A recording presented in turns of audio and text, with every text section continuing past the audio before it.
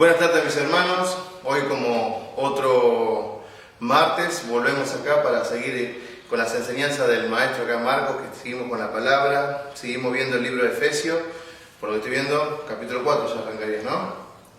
Así que bueno, lo bendecimos, que sea de bendición este estudio, lo bendecimos a nuestro hermano y lo dejamos en buenas manos. Bueno, ¿qué tal hermano? Dios les bendiga. Bueno, verlo después de casi un mes de no grabar. Y bueno, vamos a seguir con Efesios, estamos en el 4.11, ¿sí? Efesios 4.11 hasta el 16. Pero antes de empezar vamos a orar. ¿Amén? Amén. Señor, te damos gracias porque tenemos el privilegio otra vez de estar aquí reunidos en tu nombre. Te pido que tu Espíritu Santo pueda bendecir, Señor, esta clase que vamos a tener, Señor, que tu Espíritu Santo pueda hablarnos, Señor. Necesitamos que tu Espíritu nos hable, nos bendiga, nos ayude a conocerte más, Señor, a conocer más tus enseñanzas, a conocer más tu palabra. En el nombre de Jesús, toma control, Señor, de esto que vamos a hacer ahora, de esta reunión que vamos a tener. Bendecí a mis hermanos que están aquí presentes y a mis hermanos que van a ver el video por internet, que tu Espíritu Santo pueda hablarles, Señor, y que por medio de este estudio podamos conocerte y amarte más, Señor, que es el propósito que tenemos al estudiar tu palabra. Te damos gracias, Señor, en el nombre de Jesús, amén y amén. Bueno, ya seguimos con Efesios 4, vamos a leer, ¿sí? Efesios 4, del 11 al 16.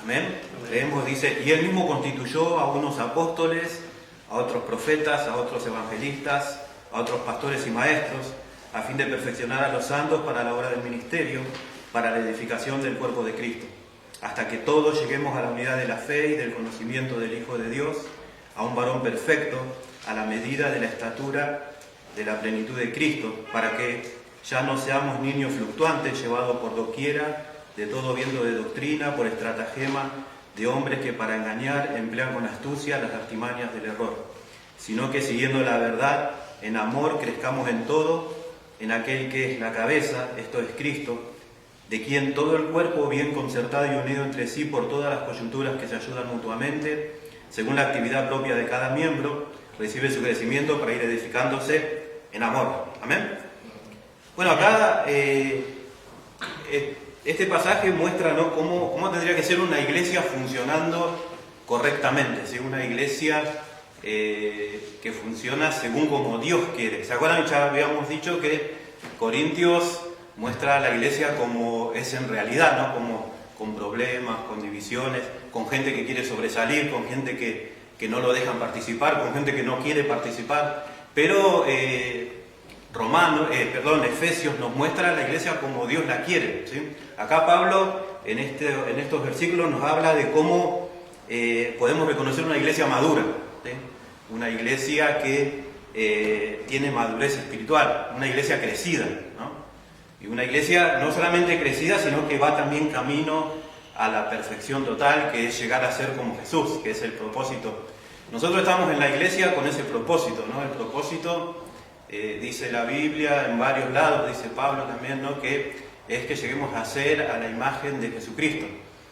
Y eso está bueno, ¿no?, porque nos ayuda a no compararnos con los hermanos, ¿no? Muchas veces en las iglesias hay como que juzgamos a los demás, por ahí nos creemos más que otros porque vemos que alguno es más débil o que le falta todavía, pero si nosotros nos comparamos con Jesús, nos damos cuenta que también a nosotros nos falta, ¿sí?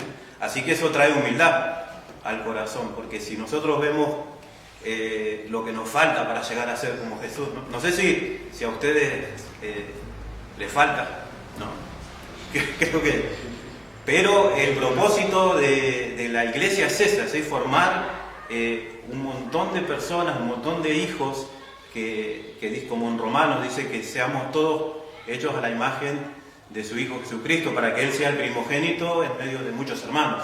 Así que, bueno, en estos pasajes habla de algunas señales de cómo tiene que ser una iglesia madura. Lo primero, dice Pablo, que Dios puso en la iglesia apóstoles, profetas, evangelistas, pastores y maestros. O sea, una iglesia que crece, una iglesia madura, es una iglesia donde se manifiestan estos 5 ministerios. No son los únicos ministerios que hay, ¿no? Creo que el otro día estaba escuchando que hay cerca de 32 ministerios nombrados en la Biblia, ¿no? Y hay otros que no hablan, ¿no? Por ejemplo, el ministerio de la música, que en la Biblia, en el Nuevo Testamento no se habla, pero hay un montón de ministerios. Acá Pablo nombra estos 5 porque son los que Dios puso para que cada miembro ocupe su lugar, ¿no? Para que cada miembro sepa qué lugar ocupar en la iglesia. Cada uno de nosotros, Dios nos puso en la iglesia, no porque sí, no porque para llenar un lugar, para ocupar un asiento, sino que Dios nos puso con un propósito. Tenemos el propósito eterno, que es el propósito de ser como Jesús, pero también tenemos un propósito en la iglesia, ¿no? En la iglesia, cada uno de nosotros, ¿se acuerdan? El otro día habíamos hablado de ser como una máquina, como eran antes los relojes, ¿no? Creo que el otro día conté que cuando era chiquito a mí, mi papá había comprado un reloj despertador de esos de antes, ¿no?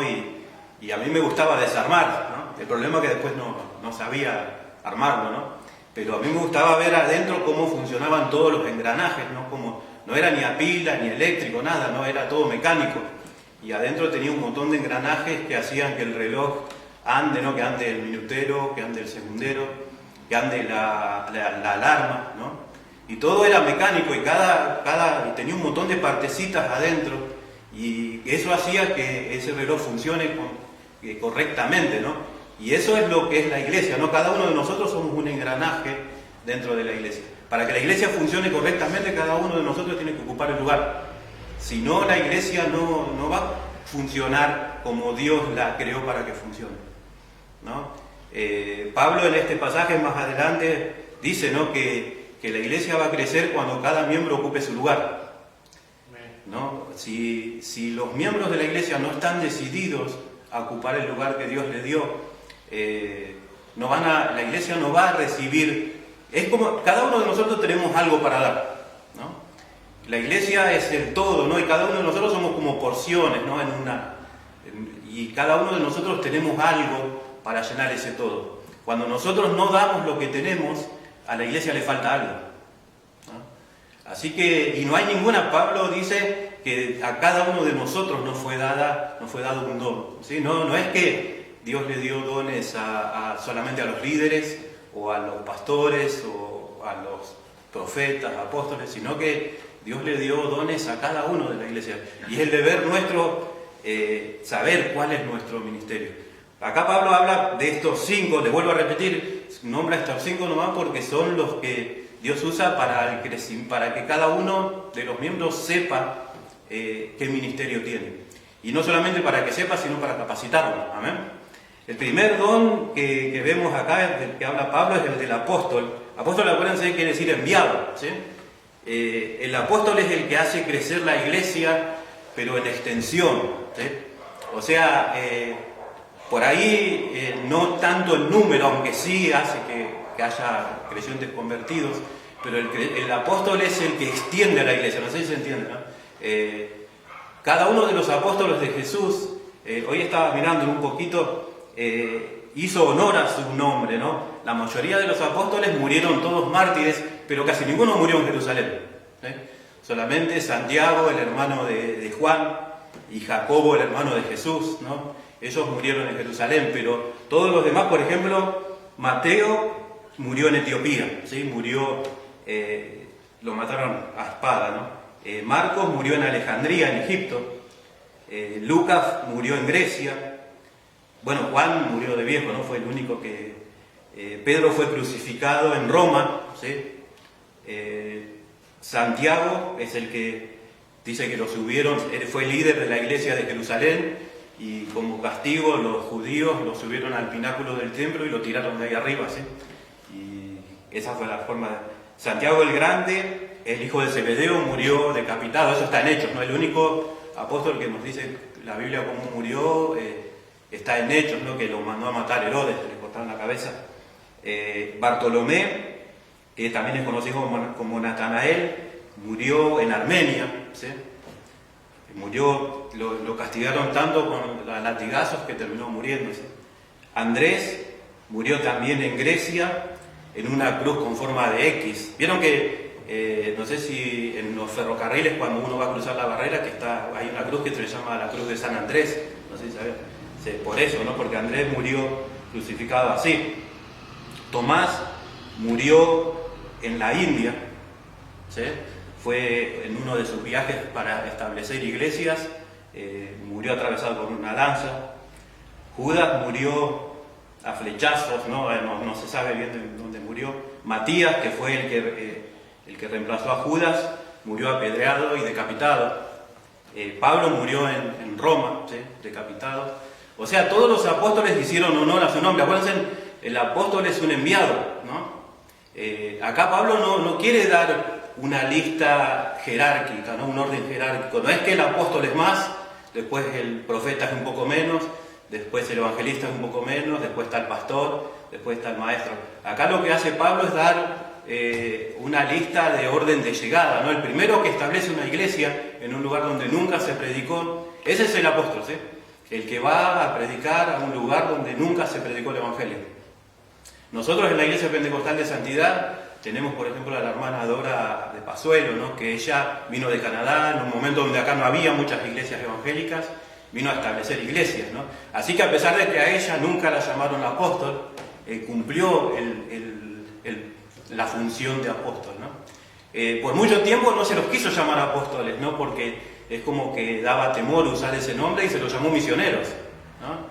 Personas que iban a un lugar donde nunca se había predicado el evangelio y establecían iglesias, pero estaban un poco tiempo ahí. Si uno ve el libro de Hechos, va a ver que Pablo no permanecía mucho tiempo en un lugar, ¿sí? Establecía una iglesia y Pablo sabía que esa iglesia, si funcionaba bien, iba a empezar a producir los otros ministerios, ¿sí? Iba a producir profetas, iba a producir evangelistas, iba a producir pastores y iba a producir maestros. Una iglesia sana tiene que producir sí o sí eso, ¿sí? Una iglesia sana tiene que producir estos dones. Si la iglesia no produce esto, hay algo que está pasando, ¿no? Hay algo que está mal. O sea que el apóstol, por eso, ¿no? El apóstol hace crecer a la iglesia en extensión, es el que va, ¿eh? Es un enviado, no es uno que envía, ¿sí? Es un enviado, ¿no? El evangelista es el que hace crecer a la iglesia en número, ¿sí? O sea, una vez que se establece una iglesia, Dios va a hacer que de esa iglesia empiecen a surgir evangelistas que tienen una capacidad especial, como habíamos dicho el otro día, para predicar el evangelio, ¿sí?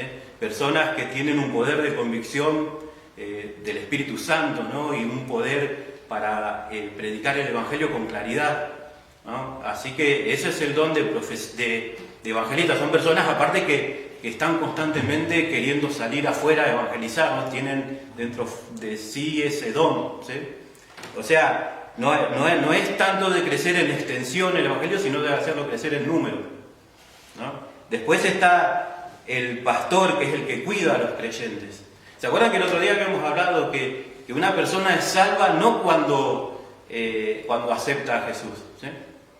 Una persona es salva cuando parte a la presencia de Dios. Ahí uno recién sabe que esa persona fue salva, ¿no? Porque nosotros a veces decimos, sí, en la campaña se salvaron tantas personas, ¿no? En la campaña entraron al camino, pero esas personas van a ser totalmente salvas cuando lleguen al final, ¿no? Del camino, cuando lleguen a la presencia de Dios.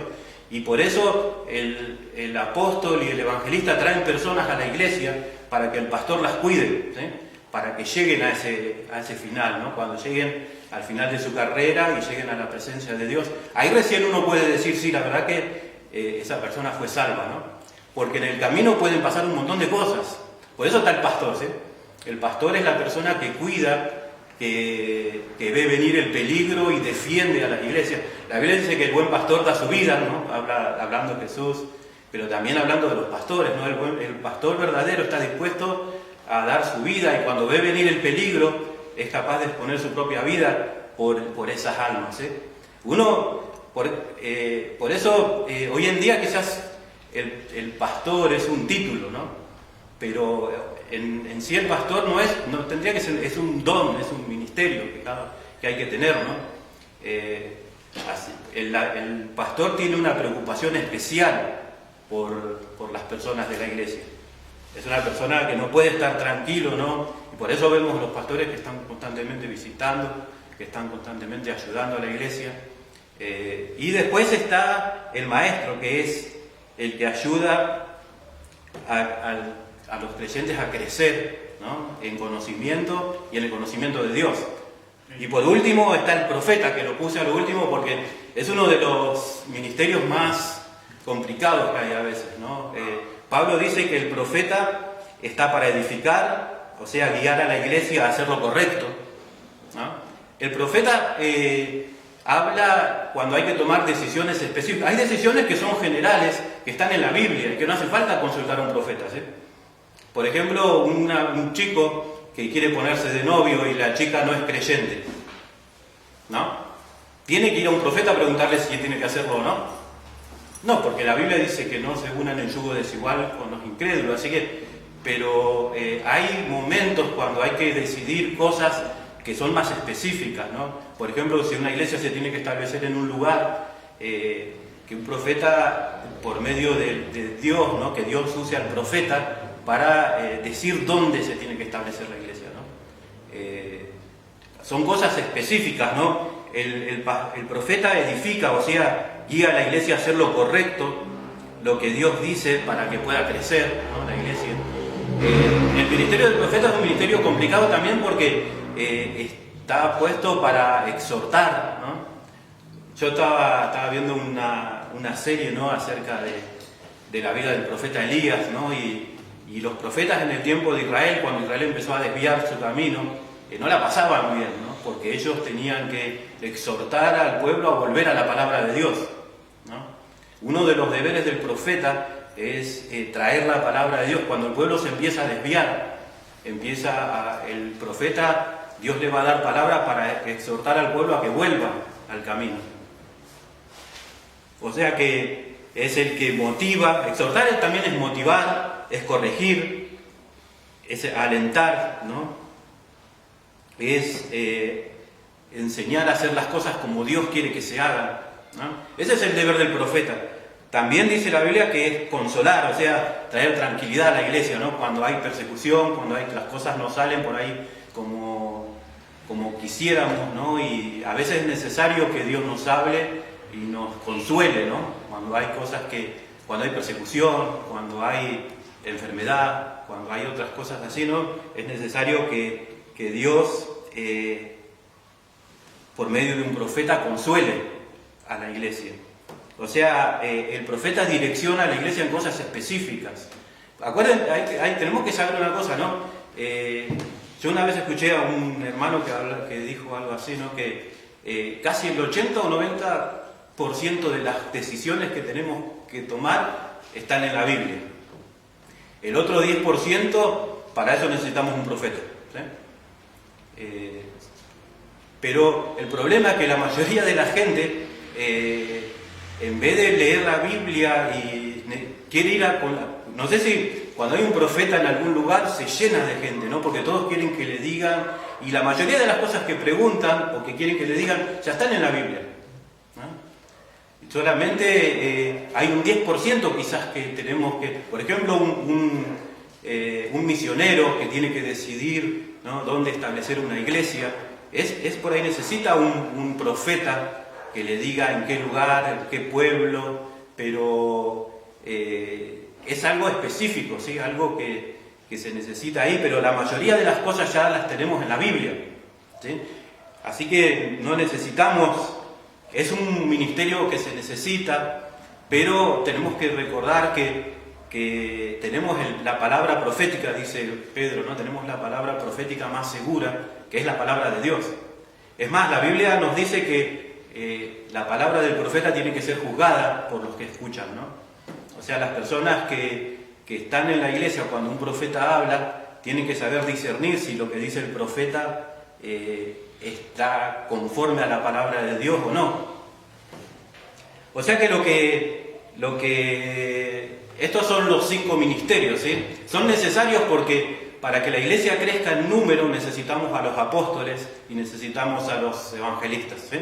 Para que la iglesia sepa qué decisiones tomar en determinados momentos, necesita del profeta. Para que la iglesia, para cuidar a los santos, para cuidar a las ovejas, se necesita del pastor. Y para ayudar a crecer espiritualmente y para madurar, ¿no?, a la iglesia se necesita del maestro.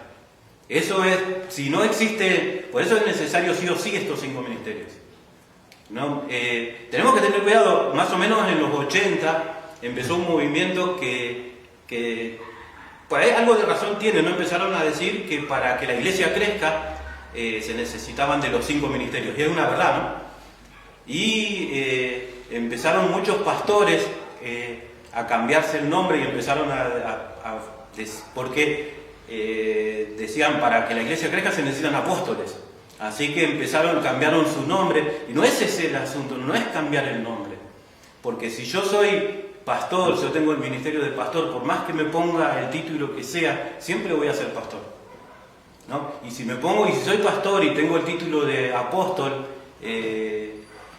voy a estar mintiendo, ¿sí? voy a estar haciendo algo que no debo, ¿no? Dios me dio a mí el don de pastor. Yo no a mí, ¿no?, sino al que es pastor, ¿no? O sea que por eso no es un orden jerárquico, ¿sí? Les vuelvo a repetir, porque hoy en día se cree que, bueno, el apóstol está sobre todos, después está el pastor, después está... y no es un orden, acuérdense, es un orden de trabajo, ¿sí? Primero el apóstol, después el profeta, después el evangelista, después el pastor y el maestro. El segundo, este es el primer punto, ¿no?, que habla de una iglesia madura. El segundo punto, ¿no?, es que todos los miembros están involucrados en la obra. ¿Sí? Hoy en día es complicado, ¿no?, porque la mayoría, hoy en día se usa mucho la iglesia show, ¿no?, donde hay un cierto grupo de personas que son encargadas de la reunión, y la preocupación más grande que tienen esas personas es hacer un culto atractivo para la gente que viene todos los días a solamente sentarse y escuchar la predicación y a juzgar a ver si le gusta o no el culto, ¿no? No sé si escucharon alguna vez a alguien que diga, la verdad que hoy no me gustó el culto, como si el culto sería para él, ¿no? Y nosotros no venimos a recibir al culto, nosotros venimos a dar. Esa es la palabra culto, es porque venimos a rendir culto a Dios. A Dios le tendríamos que preguntar si le gustó el culto o no.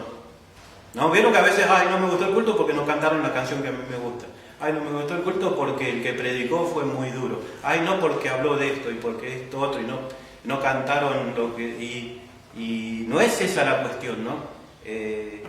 Cada uno de nosotros somos parte de un cuerpo. El problema, ¿saben por qué? Ahora hay 2 preguntas, ¿no? La primera es si nos dejan, ¿no? ¿Por qué en algunas iglesias solamente un cierto grupo dirige las reuniones y en algunos lugares no se quiere dejar, no se da lugar a los demás, ¿no? O sea, en algunos lugares es muy difícil llegar a ser parte del cuerpo. Pero también está la otra, hay mucha gente que no quiere tomar la responsabilidad, ¿no? O sea, están los 2 problemas. En algunos lugares por ahí no nos dejan, ¿no? Hay personas que quieren hacer todo, ¿no? Por ahí también no lo hacen por maldad, sino porque es común hoy en día, ¿no?, que ciertas personas están llamadas por Dios para servir y las otras personas están para escuchar nomás, ¿no? Hoy en día, ¿no?, en las grandes iglesias, en las iglesias gigantes, las iglesias en las grandes ciudades, la gente va a escuchar el mensaje y se va a la casa. Y se cree que es normal eso, ¿no? Asistir a la iglesia, estar esas 2 horas en la iglesia, y eso ya es... Pero pertenecer a una iglesia es algo totalmente diferente. Pertenecer a una iglesia es asumir la responsabilidad de pertenecer a esa iglesia. Por eso, no solamente a veces puede ser que no nos dejen, sino puede ser que no quieran más, ¿no?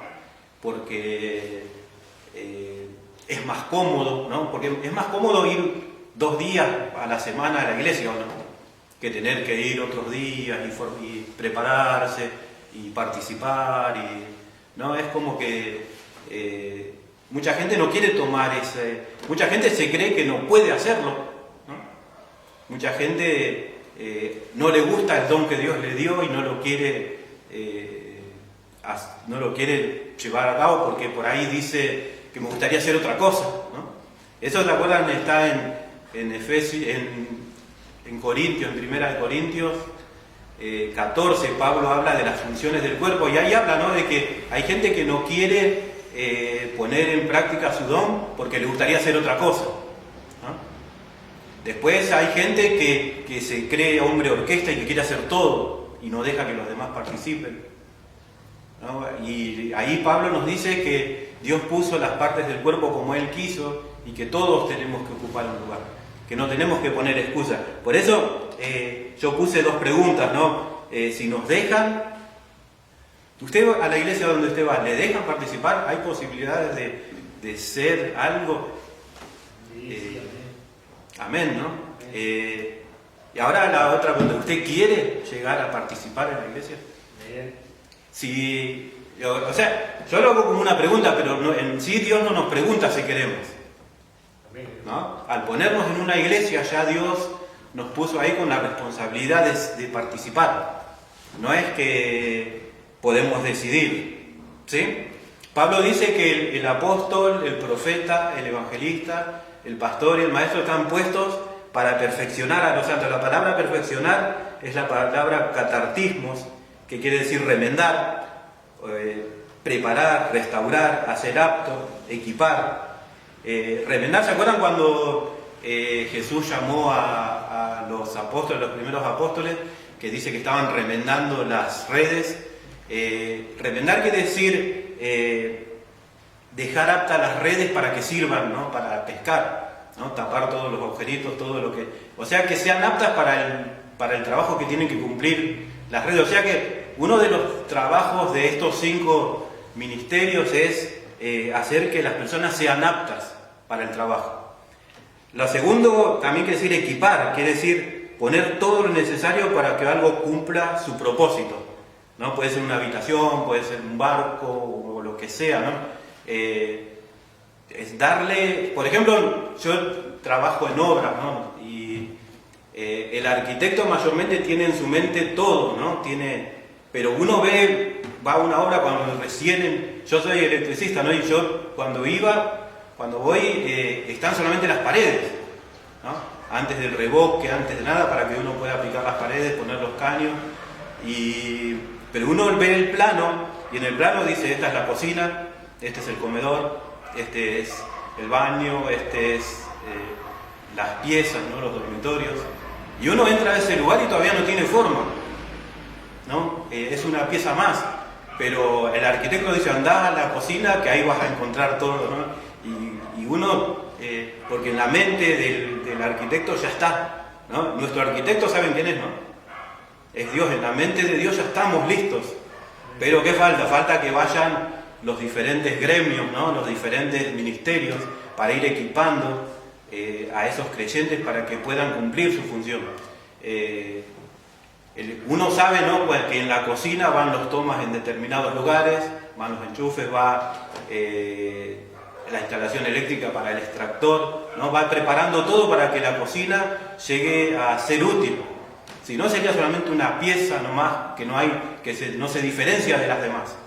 Pero cuando van los gremios, después va el plomero y va el albañil, ¿no?, para hacer el revoque, y cada uno va preparando ese lugar para que cumpla su propósito, ¿sí? Y eso es el trabajo que hacemos en la iglesia, ¿sí?, los diferentes ministerios, ir preparando a los santos. Acuérdense, en la mente de Dios ya estamos listos, ¿no? Es como cuando Jesús lo llamó a Pedro y le dijo, no vas a ser más Simón, sino que vas a ser Pedro, que es una roca.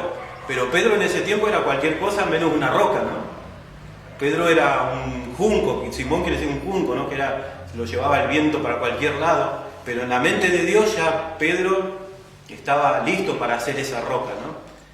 Así que lo primero que tenemos que saber nosotros es saber qué lugar vamos a ocupar, qué lugar en la casa, podríamos decir, somos, ¿no? Vamos a hacer una pieza, vamos a hacer...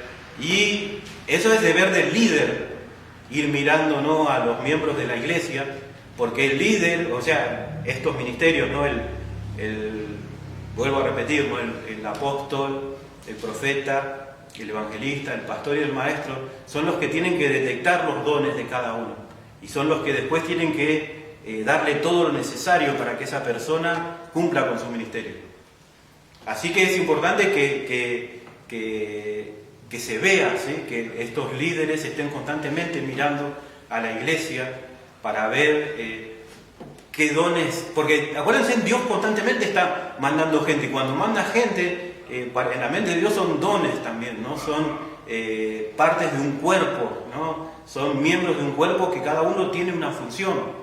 En la mente de Dios, Dios no manda gente simplemente para que se siente y para que digan qué bueno la iglesia se llenó, cómo creció, porque la iglesia no crece solamente en número, la iglesia crece en calidad, ¿sí? Mayormente hoy en día la mayoría de la gente está preocupada por el número, ¿no? Se ponen contentos cuando la iglesia se llena, cuando hay poca gente no se ponen tan contentos, se ponen tristes, se bajonean, ¿no? Cuando pasa alguien adelante y ven que hay pocos hermanos, es como que dice, cree que Dios está enojado, cree que pasa algo, ¿no? Pero Dios quiere, por supuesto, el crecimiento en cantidad, pero también Dios quiere el crecimiento en calidad, ¿sí? Dios quiere que la iglesia crezca y madure, ¿sí? Así que el deber de los ministerios es ese: detectar y capacitar, ¿sí? Detectar y capacitar, para que a su tiempo ellos también cumplan la obra del ministerio. Y ahí está un problema a veces, ¿no? Porque a veces vamos a detectar, ¿no?, quizás personas que van a tener más dones que nosotros, ¿no? Personas que van a tener más carisma, personas que van a tener más sabiduría, ¿no? Y ahí va a estar a prueba si somos orgullosos o no, ¿no? Porque a veces, en esta iglesia no, pero en otras iglesias, cuando se ve personas que tienen muchos dones, es como que se los trata de aplastar un poquito para que no crezcan, ¿no? Pero la persona que es sincera, ¿no?, y se pone contenta cuando ve una persona con muchos dones, ¿no?, con muchos talentos, y se siente contento de haber participado en ese crecimiento, ¿no?, en el crecimiento de esa persona que quizás después va a ser una persona muy conocida, ¿no?, mucho más conocida que nosotros, o va a tener más, o va a llegar a ser pastor, o va a ser cualquiera de los ministerios, ¿no? Y nosotros vamos a sentir dentro nuestro el gozo de haber participado, ¿no? O nos va a dar un poco de envidia, ¿no? Nada, eso no pasa, ¿no?, en la iglesia. Otro de la palabra catartizó quiere decir preparar. Por ejemplo, a un general en la antigüedad se le llevaba un grupo de soldados, reclutas nuevos, ¿no? Y el deber de él era entrenarlos para que tengan resistencia, ¿no? Eso era catartizar, ¿no?, a un soldado, era entrenarlos para que tengan resistencia, equiparlos, ¿no?, con las armas necesarias, ¿no? Según el lugar que iba a ocupar en el ejército, ¿no? Por ejemplo, al arquero se le entregaba el arco, a la infantería se le daba espadas y lanzas, a la caballería se le daba espadas, lanzas y el caballo, ¿no? O sea, según la clase de soldado que se quería preparar, este general o el capitán tenía que darle todo lo necesario para que ese soldado esté preparado para entrar en el ejército, para ser un soldado útil. Y eso es lo que Dios quiere de los líderes, ¿no? Que se prepare a la gente para que sean soldados preparados. La Biblia dice que Pablo nos compara a los creyentes con soldados, ¿no? Y el propósito, ¿no?, del liderazgo es capacitar a cada hermano para que después también participe en este ejército. ¿Amén? Amén. Así que el propósito es transformarlos en soldados útiles. ¿Para qué? Dice Pablo, para la obra del ministerio, ¿no? Y acá esta palabra nos gusta a todos, ¿no?, la palabra ministerio. ¿Sabe que la palabra ministerio en griego es la palabra diaconía, que quiere decir esclavitud, ¿no? Diácono era un esclavo, ¿no? No era... y ahí ya no nos gusta tanto, ¿no? Vieron que a todos nos gusta tener un ministerio, ¿no? Yo soy el ministro. ¿Nunca escucharon eso? Yo soy el ministro, ¿no?, el ministro de Dios. Ahora, si nos enteraríamos de lo que de verdad quiere decir, ¿no? Cuando Pablo cada rato decía, no, yo soy ministro del Evangelio, él decía, yo soy esclavo, ¿no? ¿Esclavo de quién? Esclavo de Dios, servidor de Dios, pero también servidor de los hermanos. Y eso ya es más complicado, ¿no? Bueno, eso es lo que, o sea, los 5 ministerios están, como dice Pablo, para perfeccionar. Acuérdense, en catartizar quiere decir dar todo lo necesario para poner en práctica el ministerio. Acuérdense, la palabra ministerio también que quiere decir diaconía, ¿sí? El ministerio es un servicio, no es algo para que nos sirvan a nosotros, sino que, y en sí quiere decir esclavo, ¿no? Un diácono era un esclavo, un servidor. Así que ahí, porque si uno pregunta en una iglesia cuántos quieren ser ministros, quizás todos levanten la mano, ¿no?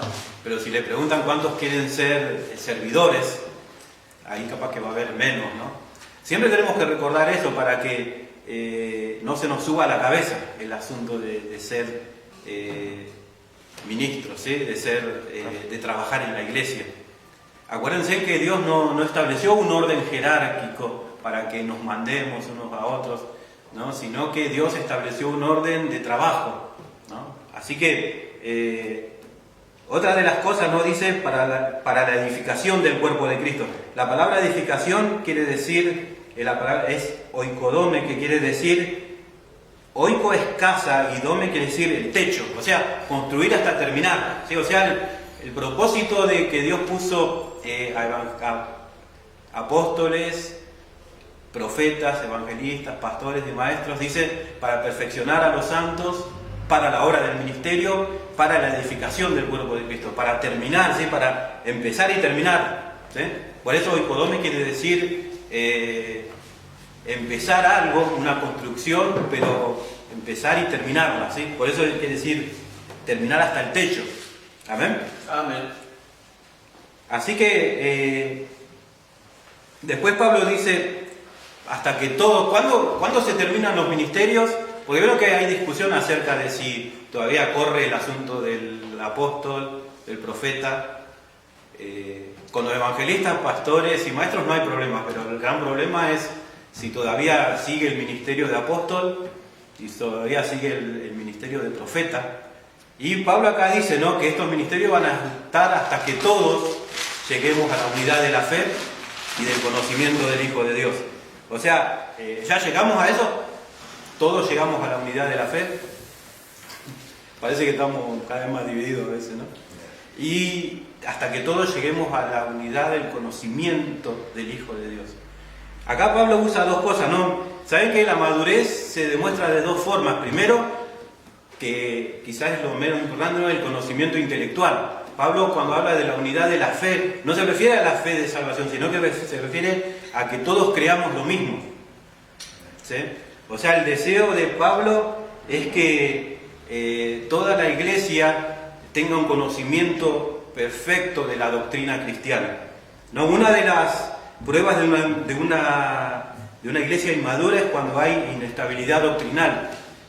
No sé si conocen iglesias que son inestables en su doctrina, que viene uno, enseña una cosa y todos creen eso, después viene otro y enseña otra cosa y todos cambian, ¿no? Eso es una muestra de por eso Pablo dice más adelante que no seamos más niños fluctuantes, ¿no? Fluctuar quiere decir un día creo una cosa, otro día creo otra cosa.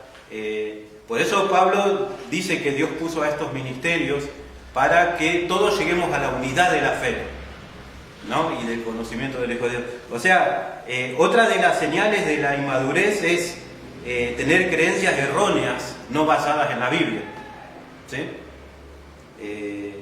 O por malinterpretar un texto de la Biblia, ¿sí? Hay mucha gente que cree cosas que no están en la Biblia. No sé si sabían, ¿no? No vamos a hablar ahora de eso, ¿no? Pero por ahí trajo cosas de su antigua religión, ¿no? Cosas, doctrinas o enseñanzas que no están en la Biblia. Por eso nosotros tenemos que estar seguros que lo que creemos está en la palabra de Dios, ¿no? O a veces se malinterpretan textos, ¿no? Por eso es importante saber cómo leer la Biblia, ¿no? Hay libros de la Biblia que nosotros tenemos que saber cómo leerlos, ¿no? Por ejemplo, Job, ¿no? Por ejemplo, Eclesiastés. ¿Saben por qué? Porque son libros escritos por personas que estaban deprimidos, ¿no? No sé si sabían, Eclesiastés se cree que lo escribió Salomón cuando era viejito, y uno lee cosas que dice Salomón y hay que saber interpretarlo como una persona que en ese momento estaba mal, ¿no? Por ejemplo, en una parte dice que los seres humanos y los animales vamos todos para el mismo lado cuando morimos. Y uno no puede, si uno lee ese texto, ¿y qué quiere decir entonces? Que no hay vida después, ¿no? Hay que acordarse que Salomón estaba deprimido en ese momento, ¿sí? Estaba mal, veía las cosas. ¿Vieron cuando uno ve todo mal? ¿No?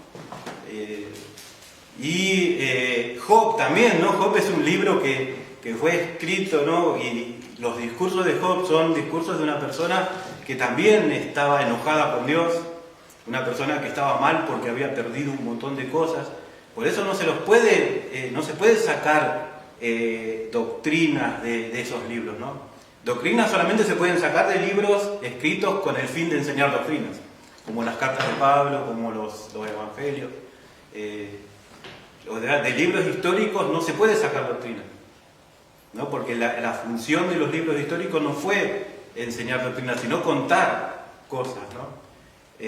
Así que tenemos que tener cuidado. Por eso es bueno, Pablo dice que todos tenemos que llegar a la unidad de la fe. Tenemos que llegar a una iglesia que entienda, que conozca todas las enseñanzas de la Biblia y que todos, no dice la Biblia, hasta que todos, no una partecita nomás, no ciertos hermanos. Vieron que a veces hay hermanos que dicen, no, el estudio no es para mí, hermano. Estudie usted, que usted sí tiene cabeza para eso, ¿no? Que uno que tenemos cabeza, ¿no? De más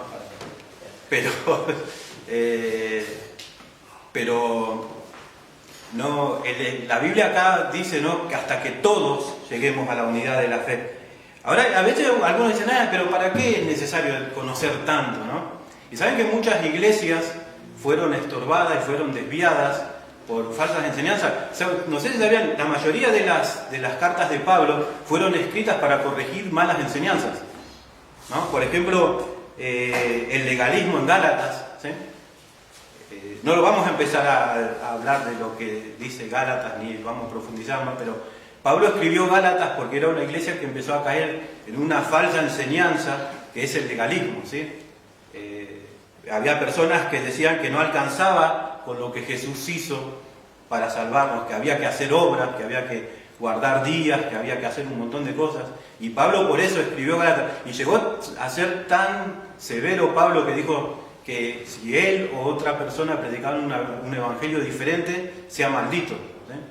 Porque Pablo sabía lo malo que le puede hacer a una persona o a una iglesia las malas enseñanzas, ¿no? Cuando nosotros le agregamos a la salvación un montón de obras para hacer, estamos cayendo en el legalismo. Santiago fue escrito para lo contrario, ¿no? Para el liberalismo, ¿no? En Santiago, vieron que Santiago dice que la fe sin obras es muerta, ¿no? Y que no sirve de nada que vengamos a la iglesia a escuchar la palabra y ser oidores solamente de la palabra, sino que tenemos que ser hacedores de la palabra.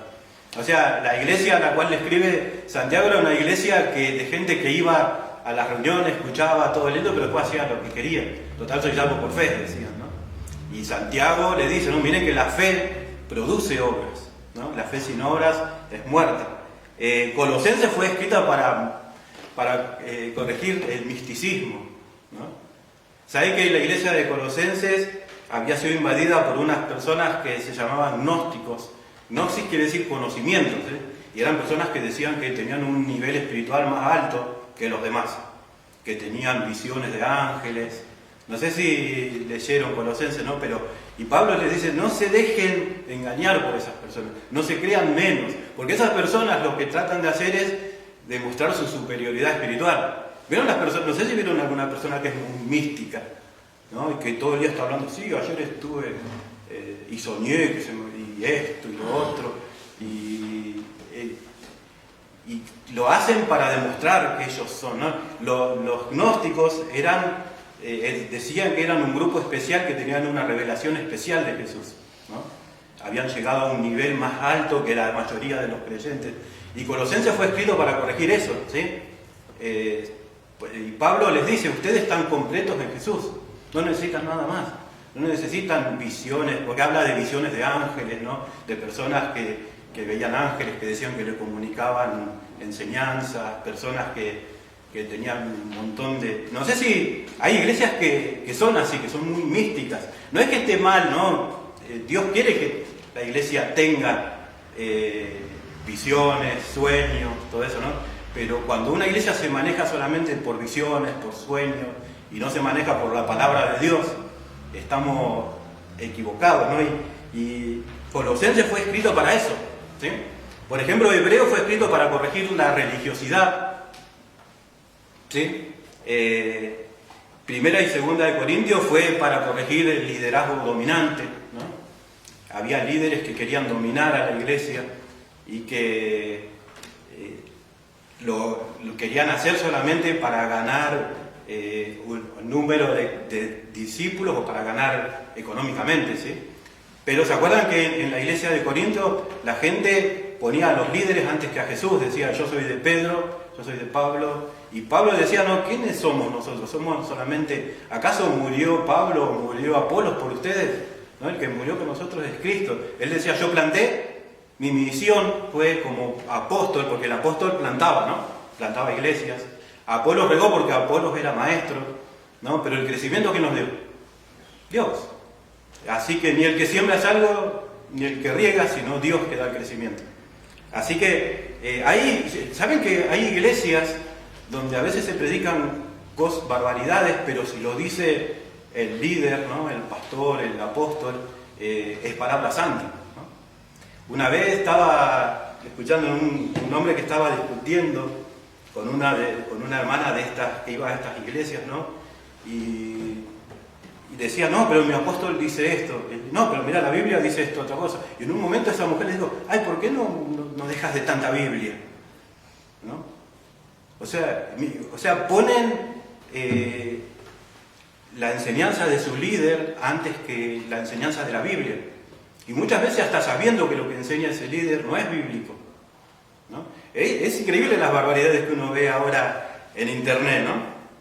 No vamos a hablar de eso, ¿no? Pero y mucha gente lo sigue, y personas que eran de la iglesia pentecostal, ¿no? De la iglesia evangélica, que tenían una sana doctrina, que tenían una buena enseñanza, pero ahora siguen a esas personas, ¿no? Y están engañadas. Por eso, acuérdense que la mayoría de las cartas de Pablo, la de Judas, ¿no? De Santiago, fueron escritas para corregir esas cosas, ¿no? Porque de entrada ya desde el principio empezaron a surgir falsas enseñanzas en la iglesia. Por eso Pablo dice que el propósito de estos 5 ministerios es perfeccionar a los santos para la obra del ministerio, para la edificación del cuerpo de Cristo, hasta que todos lleguemos a la unidad de la fe, hasta que todos lleguemos a creer lo mismo. Yo soy creyente, ¿no? De chiquito, mis padres eran creyentes, no iban a la iglesia, y yo me acuerdo que mi tío era pastor, íbamos a una iglesia que era de las asambleas, de la Unión de las Asambleas de Dios, y predicaba, ¿no? Y después, me acuerdo que mi abuela un tiempo me llevó a una iglesia de los italianos, se le llamaba, ¿no? Eran más legalistas, ¿no? Las mujeres se sentaban de un lado, los hombres del otro, las mujeres usaban velo, pero ¿saben que siempre se predicaba lo mismo? ¿No? Uno podía ir a cualquier iglesia evangélica y no había... podía ir seguro, se sentaba y escuchaba la predicación y sabía que se predicaba la Biblia. Hoy en día es increíble, ¿no? Uno tiene que fijarse bien antes en qué iglesia va a ir, ¿no? Porque una iglesia enseña una cosa, otra iglesia enseña otra cosa, que la prosperidad, que esto, que lo otro, y Pablo dice, ¿no? Que el propósito de estos ministerios es que todos lleguemos a la unidad de la fe, pero no solamente de la unidad de la fe. Otra de las cosas, ¿no? Antes de seguir, ¿no? Una de las causas de falsas doctrinas es no conformarse. Pablo dice en 2 de Timoteo, si alguno enseña otra cosa y no se conforma a las sanas palabras de nuestro Señor Jesucristo y a la doctrina que es conforme a la piedad, está envanecido, nada sabe y delira acerca de cuestiones y contiendas de palabras, de las cuales nacen envidias, pleitos, blasfemias, malas sospechas. disputas necias de hombres corruptos de entendimiento y privados de la verdad, que toman la piedad como fuente de ganancia, apártate de los tales. ¿Sí? O sea, ¿sabe acá habla de personas? ¿Vieron que hay personas que ya, dice, si alguno enseña otra cosa y no se conforma, ¿no? Quieren otra cosa, ¿no? Es lindo la iglesia, es lindo, pero háblame de otra cosa, ¿no? Háblame de visiones, háblame de... Y eso pasaba, ¿no? En la iglesia primitiva y pasa hoy en día. El evangelio es simple, ¿no? Pero hay gente que quiere algo más, ¿no? ¿Vieron cómo, se acuerdan cuando los israelitas estaban en el desierto? En un momento Dios les dio maná y estaban recontentos con el maná. Pero ¿qué pasó con el tiempo? Dijeron, nuestra alma está cansada de este maná. Y saben que el maná era un símbolo de Jesús, ¿no? El maná, el pan del cielo, aunque Jesús era más todavía, ¿no? Pero que había que juntarlo todos los días porque es un símbolo de que todos los días nos tenemos que alimentar. Pero llegó un momento que los israelitas se cansaron del maná, ¿no? Y decían, nos acordamos de Egipto, ¿no? Y la gente a veces quiere show, ¿no? En las iglesias. La predicación de la palabra está buena, pero tenés que hacerle algo más, ¿no?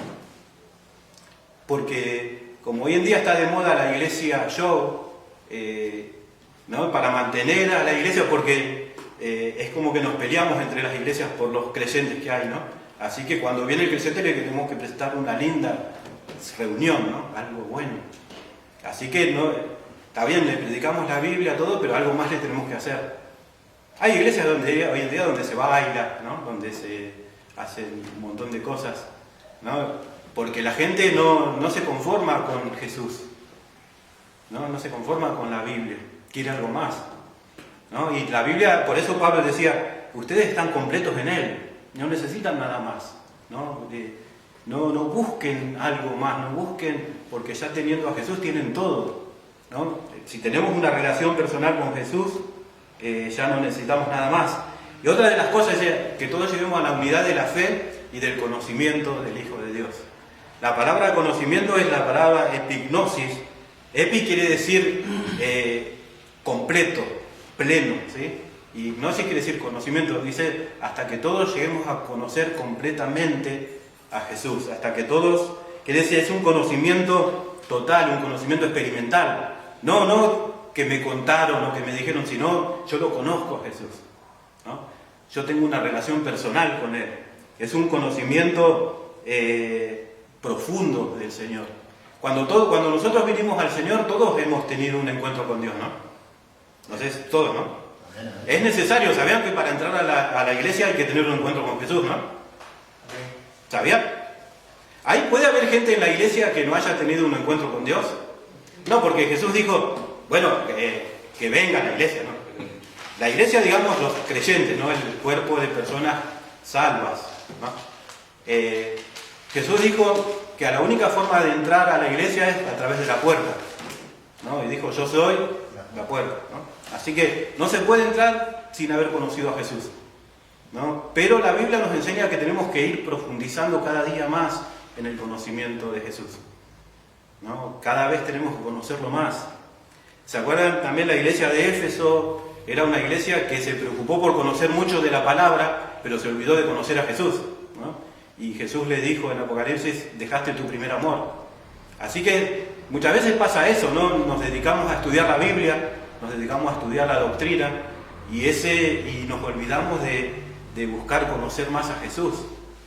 Y después están los otros, lo que importa es conocer a Jesús, pero no quieren estudiar la Biblia, ¿no? Y acá Pablo habla de las dos clases de madurez, ¿no?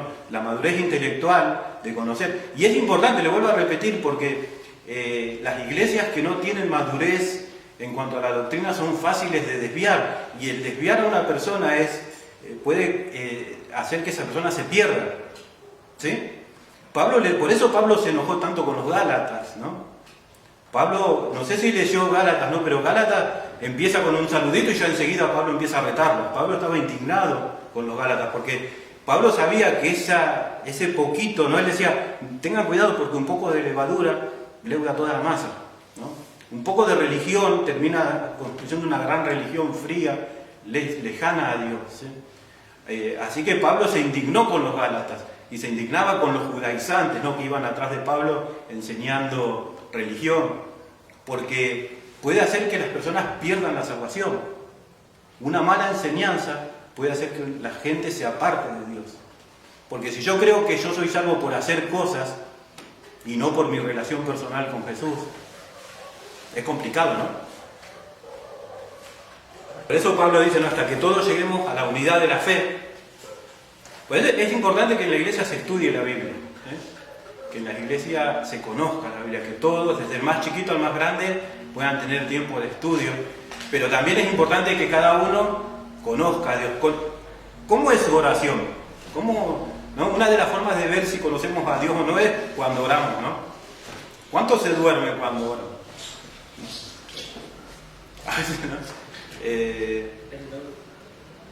¿Saben que yo me acuerdo que iba a una iglesia cuando era chico, que cuando nos portábamos mal en la escuela dominical nos hacían orar, ¿no? Imagínense el concepto que uno puede sacar de la oración, ¿no? Que es un castigo, ¿no? Mucha gente dice, sí, y ponen textos, ¿no? Sí, porque la carne está dispuesta, el espíritu está dispuesto, pero la carne es débil, ¿no? Y Jesús, cuando habló de eso, no se refería a eso, ¿no?, a poner una excusa. Orar es lindo, ¿no? Orar es hablar con Dios. Si lo conoceríamos de en serio, no nos costaría tanto hablar con Él. No sé si usted tiene su amigo al cual le gusta hablar, no sé, pasar horas, ¿no? Vieron que a veces nos juntamos entre amigos y estamos horas hablando, ¿no?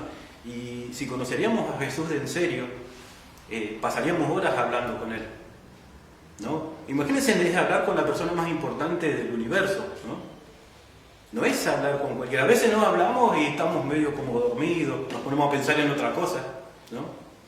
Y por eso es bueno pedirle a Dios, Señor, ayúdame a conocerte cada día más. Ayúdame que cada día mi oración, porque las oraciones a veces, no sé si le pasa a usted, no, pero empiezan bien y después van cayendo en una repetición. No sé si le pasa, por ahí a mí nomás, ¿no? Pero empezamos orando re lindo y después al otro día oramos lo mismo, por las mismas cosas, hasta que caemos en una rutina, ¿no? Y yo siempre le pido a Dios, Señor, ayúdame a no caer en una rutina. Ayúdame a entender lo que es cuando estoy hablando con vos.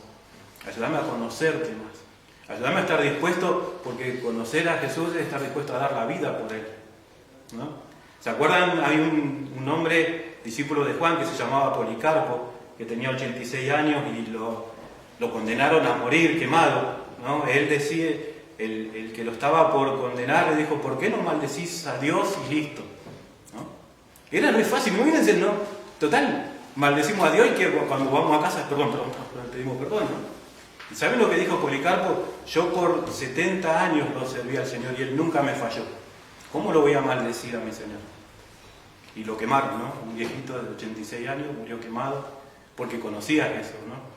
Él dijo, Él nunca me falló, nunca me maldeciría, nunca diría algo mal de mí. ¿Cómo voy a hacer yo eso? Porque nosotros por ahí lo haríamos, ¿no? Decíamos, bueno, lo negamos, total, después pedimos perdón, ¿no? Pero el asunto es el amor que se tiene por Dios, ¿no? No si lo hacemos o no, si lo hacemos, porque a veces lo podemos hacer por religión también, ¿no?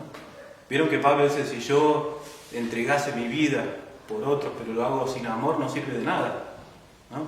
Pero si yo entrego mi vida por el Señor porque lo amo, ¿no? Qué bueno sería, ¿no? Eso, de estar dispuesto a dar la vida por el Señor. Pero no porque si no vamos al infierno, ¿no? Si alguien me niega, ¿no? Yo lo negaré delante de mi Padre. Ay, sí, yo lo voy a... Porque tenemos miedo, ¿no? Porque mucha gente se guía por el miedo, ¿no? Por la amenaza. Pero es lindo dar la vida por amor al Señor. Estar dispuesto a darla, ¿no? Qué bueno sería si algún día lo tenemos que hacer, que Dios en ese momento nos ayude, ¿no? Y nos dé la valentía. Eso es lo que es la unidad de la fe y del conocimiento del Hijo de Dios, a un varón perfecto, ¿no? Conforme a la estatura. O sea, ahí está nuestra meta, ¿no? No es llegar a ser como el líder, ni llegar a ser como un pastor o como un apóstol, sino llegar a ser como Jesús. Como les decía hoy, ¿no? Eso nos ayuda a ser humildes, ¿no? Porque nosotros somos de juzgar, ¿no? Y vemos a algunos que están un poco más abajo de nosotros en santidad, ¿no? Y decimos, oh, mira este pecador, ¿no? Mira este. Y si nosotros nos comparamos con Jesús, nos damos cuenta que nosotros estamos también abajo, ¿no? Que nos falta un montón. Cuando empezamos a compararnos y nos creemos más que los demás, es porque nos estamos dando cuenta que para llegar a la estatura de Jesús nos falta todavía, ¿no? La meta es llegar a la estatura de la plenitud de Cristo, a un varón perfecto. La palabra perfecto de Teleios quiere decir maduro, ¿no? Completo, ¿no? Dios quiere que nosotros seamos maduros espiritualmente, que tengamos el balance entre el conocimiento de la Biblia y el conocimiento de Jesús, ¿no? Y que nada nos aparte de Él. Por eso dice, ¿no? Él mismo constituyó apóstoles, profetas, evangelistas, pastores y maestros, con el fin de perfeccionar a los santos para la obra del ministerio, para la edificación del cuerpo de Cristo. Y está bueno, ¿no? Porque no dice, como le decía hoy, no hasta que 2 o 3 lleguen, no, dice hasta que todos lleguemos a la unidad de la fe. Porque el crecimiento en la iglesia no es un crecimiento individual. Y lamentablemente hoy en la iglesia hay crecimiento, pero hay muchas veces, no en esta, pero en otras hay crecimiento individual. Hay hermanos que crecen, pero hay hermanos que no crecen, ¿no? Hay hermanos que uno los ve 30 años en la iglesia y están igual. No crecieron en el conocimiento de la Biblia, no crecieron en el conocimiento de Jesús. Y acá Pablo dice, hasta que todos lleguemos a la unidad de la fe y del conocimiento del Hijo de Dios, a un varón perfecto, no un varón maduro, ¿no? Cuando acá Pablo habla de perfecto, uno dice, pero perfecto es mucho. Pero lo que Pablo está diciendo es que lleguemos a la madurez. Una persona grande, ¿no? Una persona que sabe, cuando uno es niño no se le puede exigir mucho a un niño, pero cuando uno ya es grande, es maduro, y ya tiene otras exigencias, ¿no? Y después Pablo dice, ¿para qué necesitamos conocer a Dios y conocer la palabra? Dice, para que ya no seamos más niños fluctuantes, o sea, niños que creen todo, como decía hoy, ¿no? Hay personas que viene alguien y le enseña cualquier cosa y se la creen, ¿no? Es bueno reconocer cuando alguien nos enseña algo y decir, no, eso no es de Dios. Eso que estás enseñando no está en la Biblia. Eso es si no conocemos, vamos a ser niños fluctuantes que creemos todo, que somos fáciles de engañar. Porque saben que hay personas que enseñan por error, lo hacen sin saber. Pero saben que hay personas que enseñan el error por maldad. ¿Sabías eso? Pablo acá no habla de personas que por ahí sin querer enseñan una doctrina mala, sino que está hablando de personas que para ganar dinero o para ganar almas, para ganar personas, van a enseñar intencionalmente mal la palabra de Dios. Pablo, ¿se acuerdan que decía, yo no ando con astucia ni tergiverso la palabra de Dios, ni adultero la palabra de Dios? Pero hay personas que andan con astucia, en el mal sentido, ¿no? Personas que están tratando de ganar gente y adulteran la palabra de Dios, ¿no? Por eso Pablo habla de personas. La Biblia nos dice, ¿no?, que hay falsos maestros que le enseñan a la gente lo que quiere oír, ¿no? Porque no quieren que se vaya, ¿no? Vieron que Pablo decía, ¿no?, en los postreros tiempos se le van a levantar maestros que van a enseñarle a la gente conforme a sus propias concupiscencias, ¿no? O sea, vieron que hoy en día hay iglesia para lo que uno quiere. Si uno quiere iglesia donde no se hable mucho de pecado, va a aquella iglesia. Si quiere una iglesia donde que se hable más de prosperidad, va a aquella iglesia. Si quiere por eso dice que en los posteriores tiempos se van a amontonar maestros, ¿no? Va a haber un montón de maestros que van a enseñar a la gente para lo que la gente quiere oír.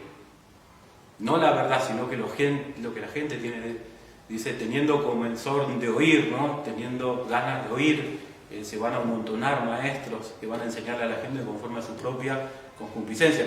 Y nosotros creemos que estamos en el tiempo del fin. Y una de las señales es esa, ¿no? ¿Se acuerdan? Jesús una vez, cuando los apóstoles le preguntaron las señales del fin, le dijo, miren que nadie los engañe, lo primero. No dijo, antes de decir que va a haber el sol, que se va a oscurecer, que va a haber terremotos, que el anticristo, todo eso, dijo, miren que nadie los engañe porque van a venir falsos mesías, falsos ungidos, ¿no? Falsos maestros que van a enseñar y que van a tratar de desviar a los santos. Una de las señales bien claras del tiempo del fin es esa, que va a haber falsos maestros. Así que es feo, ¿no? Pero por un lado también está bueno porque nos muestra que falta poco para que venga el Señor, ¿no?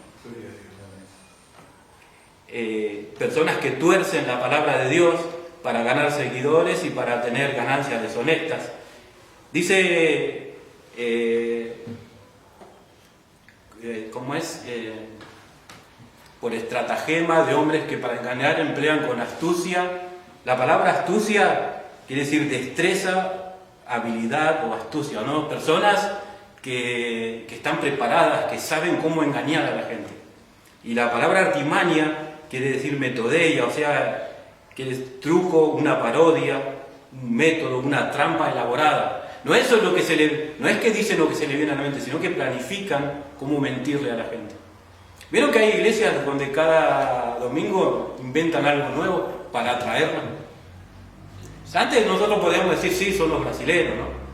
Que hacen que el manto de esto, otro. Pero hay muchas iglesias evangélicas que cayeron en eso también, ¿no? En falsas enseñanzas, en traer todos los domingos algo nuevo para que la gente no se vaya, ¿no? Y planifican. ¿Qué podemos hacer para que la gente esté contenta, para que la gente la pase bien, para que la gente... y no se preocupan por preguntar por decir que Dios la pase bien, ¿no? Porque el culto es para Dios, ¿no? ¿Qué podemos hacer para que Dios pase bien el culto? Después Pablo dice...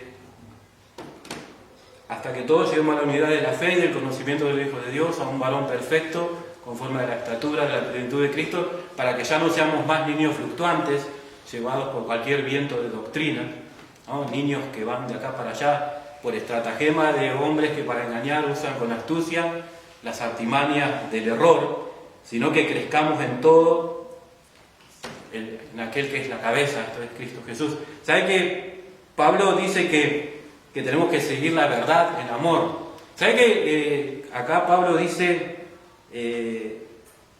cuando dice que sigamos la verdad en amor, no dice que tenemos que seguir, vieron que parecería dar a entender que nos enseñen la verdad y nosotros la seguimos, ¿eh? La palabra verdad en griego quiere decir no ocultar nada, ¿no? Aletheia quiere decir sin ocultar, y cuando Pablo usa acá esta palabra quiere decir que seamos verdaderos, que no haya hipocresía en nosotros. Por eso dice siguiendo la verdad en amor. Nosotros, para poder ser buenos creyentes, tenemos que no ocultar nada, ¿no? Cuando Juan dice que si estamos en luz, como Él está en luz, tenemos comunión los unos con nosotros. Y andar en luz quiere decir estar sin ocultar nada, ¿no? Estar con Jesús es estar en luz. Y cuando Jesús nos ilumina, no podemos ocultar nada. Así que Pablo dice que tenemos que seguir la verdad, ¿no? O sea, que tenemos que ser verdaderos. No andar con hipocresía. A veces pasa en la iglesia, ¿no? Que hay hipocresía, que tenemos que saludar a alguien que por ahí no lo queremos mucho y tenemos que... pero acá Pablo dice que tenemos que para ser un cuerpo unido tenemos que ser honestos unos con otros, ¿sí? Que tenemos que no haya hipocresía en la iglesia, ¿sí? Por eso dice que tenemos que seguir la verdad en amor. Así que miren, Pablo acá usa, por ejemplo, dice que el crecimiento tiene que ser no un crecimiento individual, sino un crecimiento corporal. Usa la palabra todos, hasta que todos, usa la palabra lleguemos, ¿no? Dice para que no seamos, ¿no? Y dice para que crezcamos en todo, en aquel que es la cabeza. Después dice todo el cuerpo bien unido y concertado por las coyunturas que se ayudan mutuamente. O sea, Pablo, ya terminando, ¿no? Lo que dice es que el verdadero crecimiento se logra cuando crecemos en grupo, ¿no? Yo no puedo crecer por mí mismo en mi casa, ¿sí? Puedo crecer más o menos, puedo conocer un poquito más de la Biblia, pero la verdadera madurez se obtiene cuando cada miembro de la iglesia ocupa su lugar.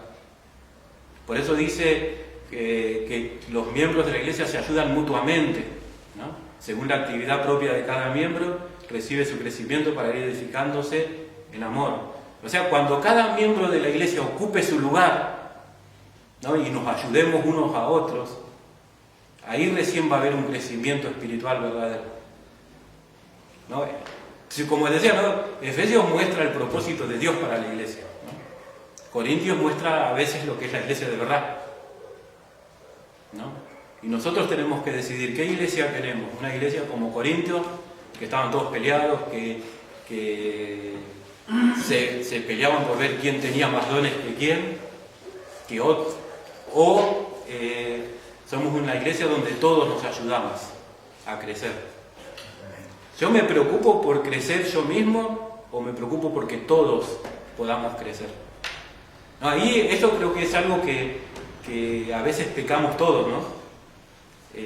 Estamos muy preocupados a veces por nuestra relación personal con Dios, estamos preocupados mucho por nuestro conocimiento de la Biblia, por los estudios, pero a veces no nos preocupamos por si nuestro hermano está creciendo como yo, ¿no?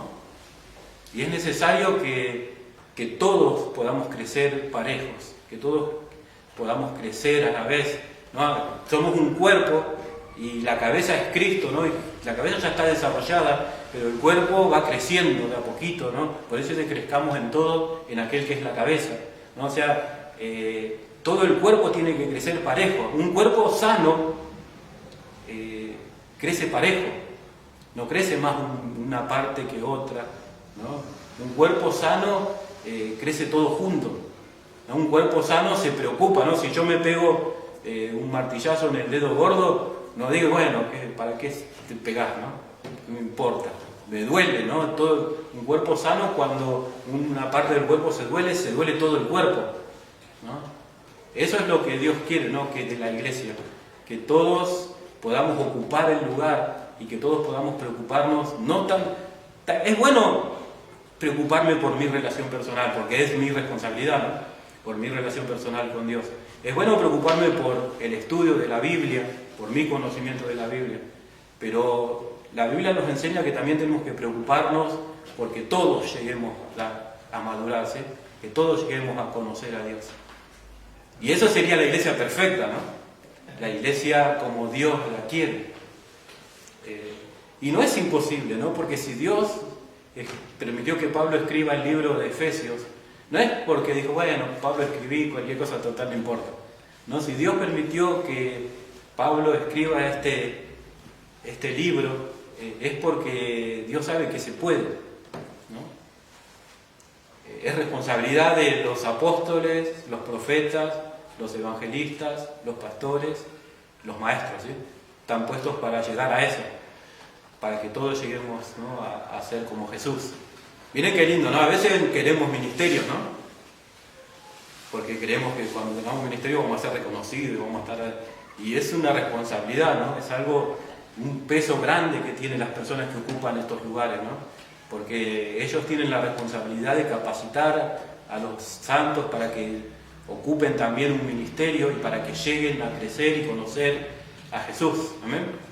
Así que es una responsabilidad grande que tenemos cada uno. Es bueno anhelar un ministerio, ¿no? Pablo decía, ¿no? Si alguno anhela obispado, ¿no? Si alguno anhela ser anciano, una buena obra desea, está re bueno, ¿no? Pero es una responsabilidad, ¿no? Santiago decía, no se hagan maestros muchos de ustedes, sabiendo que por ahí van a tener mayor condenación, ¿no? Es lindo pedirle a Dios un ministerio, pero ese ministerio va a traer consigo una responsabilidad, la responsabilidad de que estemos unidos, la responsabilidad de que seamos uno, de no tirar para nuestro lado nomás. Pues eso pasa con los ministerios también, ¿no? A veces el maestro quiere que todos estudien, el pastor quiere que todos visiten, el evangelista quiere que todos vayan a la calle, que no está mal porque Dios nos llamó a todos a evangelizar, ¿no? Pero si todos ocupamos cada uno el lugar, ¿no? Y nos respetamos entre todos, ahí va a haber un crecimiento parejo y todos... El propósito, acuérdense, es que todos lleguemos a ser como Jesús, y el propósito es que todos algún día lleguemos a la presencia de Dios. ¿Amén? No solamente entrar a la iglesia, sino correr ese camino que nos lleva hasta el cielo, ¿sí? Así que vamos a orar, vamos a terminar. Señor, te damos gracias por el privilegio que tenemos de formar parte de esta iglesia. Danos sabiduría, Señor, para ocupar el lugar que tenemos, el lugar que vos quisiste que ocupemos, Señor. Quitá, Dios, el egoísmo, el orgullo, que no querramos tener un ministerio para mostrarnos, para sobresalir, sino que podamos servirte, Señor, y que nuestro deseo sea tener el ministerio para servirte a vos y servir a la iglesia. Te damos gracias por el privilegio que tenemos de formar parte de la iglesia donde nos pusiste, acá en Magdalena, en el Seibo. Te damos gracias por formar parte de esta iglesia. Ayúdanos, Señor, a poder mirar la necesidad de nuestros hermanos, a no preocuparnos solamente por nuestro crecimiento, sino que podamos procurar, Señor, que todos lleguemos a la unidad de la fe, que todos lleguemos a la unidad del conocimiento del Hijo de Dios, que todos lleguemos a la madurez, Señor, que nos podamos ayudar, como dice tu palabra, Señor, ayudarnos mutuamente y recibir el crecimiento para ir edificándonos en amor, sobre todas las cosas, Señor, que el amor sea lo que nos una, que el amor sea lo que nos lleve a preocuparnos por los demás, a dar nuestra vida, no solo por vos, Señor, sino también dar la vida por la iglesia, donde vos nos pusiste. Te damos gracias, Señor. Bendecí a los hermanos, Señor, y que cada uno de mis hermanos pueda entender que está en la iglesia porque tiene un propósito en la iglesia, Señor, que es parte de algo más grande, Señor, que es parte de un plan glorioso, un plan eterno que vos preparaste, Señor. Ayúdanos a entender esto, Dios, y a poder buscar ese lugar que tenemos que ocupar, y darnos sabiduría y humildad, Señor. Bendecí a la iglesia en el nombre de Jesús. Gracias, Dios, y que podamos ser como esta iglesia, este modelo de iglesia que vos diste en la carta a los Efesios, Señor. Que no pongamos excusas, Señor, que no pongamos cosas, Señor, sino que podamos ocupar el lugar que vos querés que ocupemos y ser aquello que vos querés que seamos. Gracias, Señor, en el nombre de Jesús. Amén. Amén.